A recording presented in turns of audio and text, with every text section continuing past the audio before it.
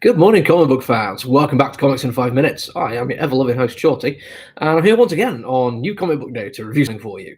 We did our New Comic Book Day video yesterday, a whole bunch of cool stuff out, a bit of a quieter one than usual, really, and I got through something yesterday which was just bad. I don't usually do negative reviews. I usually always find something that I really, really like about a comic book, or at least something to be positive about, but oof, it was rough.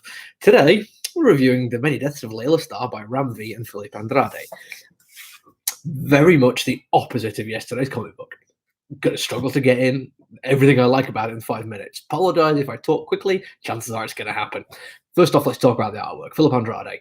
The name rang a bell straight away, and the cover artwork looked familiar, and I was struggling to think what he's actually done. Poked around a bit online, trying to find other things he's done that I've read, and he's done an absolute buttload of Marvel stuff. I don't know if we've got any copies of You Promised Me Darkness left, but we'll see how it goes. Yeah, he's done a load of Marvel stuff, but not only stuff I've read. Rocket Raccoon and Groot, Captain Marvel, Starr, and a few other bits and pieces dotted around with some X-Men things. But then I spotted he did an issue of Ultimate Carnage involving Immortal Hulk, which, because I'm an Immortal Hulk fan, I'd read. And I thought, yes, I do recognise that artwork. And I remember now why I like it so much. Very odd. In fact, page 1, as you open it, sums up an awful lot about what I'm looking for in an artist at the moment. Can we get that sort of lights in it correctly? There we go. Right. What that is just a beautiful cityscape. Sometimes you see them as like splash pages, like a double cross, but I think it was quite nice to show off the verticality of the city there. But the reason I really like that is it's got just the right amount of detail for me. Too much and it looked cluttered. Post Americana does that every once in a while. There's a lot of artists I like who can do it, but some artists go the other way and they just use broad strokes and like computer generated shading to show difference in depth and things like that. And it feels like that's just a product of the times rather than an artistic choice. Philip Andrade got it absolutely spot on for me, absolutely perfect throughout, including later on when you actually get to meet some supernatural characters. And here we get into the actual story of it, shall we? Because with a comic book entitled The Many Deaths of Laila Starr, and the cover being what looks to be the eponymous Laila Starr falling from a great height, you think, okay, so something's going on here that's possibly going to involve something supernatural. Maybe this Laila Starr is more than she appears.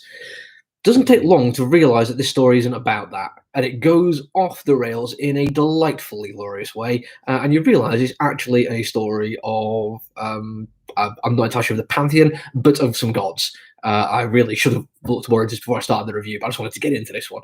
And you do have Death and the three-headed king, who's the giver of all goodness, and various others. There's Afrits and such things, so it's very Middle Eastern, but I don't want to speak to the exact pantheon without knowing exactly what it is. And it involves Death effectively getting fired from corporates because there's a child who's been born who has the ability to undo death and create immortality. And then it becomes this really weird, almost corporate structure for a while of somebody wanting to get revenge on the person who's going to cost them their job.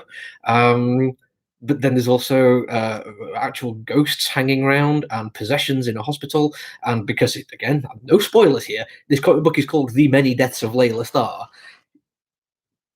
Once Laila Starr dies for that first time, she gets taken over by Death, who's been given a mortal body, so they can actually. Oh, Hindu, thank you very much. So they can actually experience what it is to be alive after an eternity of just being Death.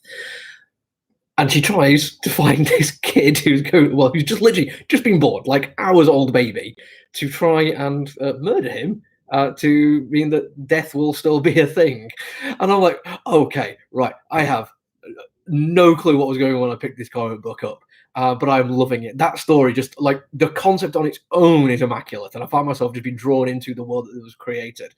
The artwork actually stays beautiful throughout. There's a moment where it's a page with vertical panel layout where it's first person from Laila Starr's point of view as she's running through a hospital, and the sense of action, emotion, and drama that's done in those just few panels is brilliant.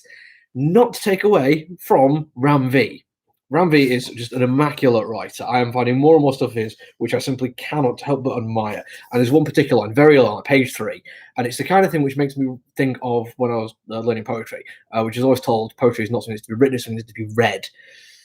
Beneath the gentle curls of raven hair, her eyes were caught on distant city lights, and her thoughts, like the cigarette smoke, were drifting. Isn't that just beautiful and amazing? It it's almost like so self-aware of the epic nature of the story he's telling that he does drop into a poetic mindset as if this is a classic vintage poetic, what's the word I'm looking for? Poetic epic. Didn't mean to rhyme that. That's a terrible sentence. He's definitely a better writer than I am.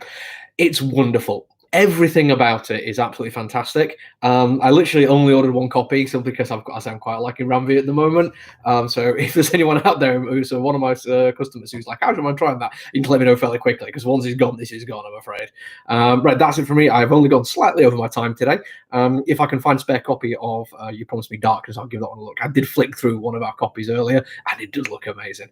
Anyway, until tomorrow, take it easy. Stay safe, everyone. Bye.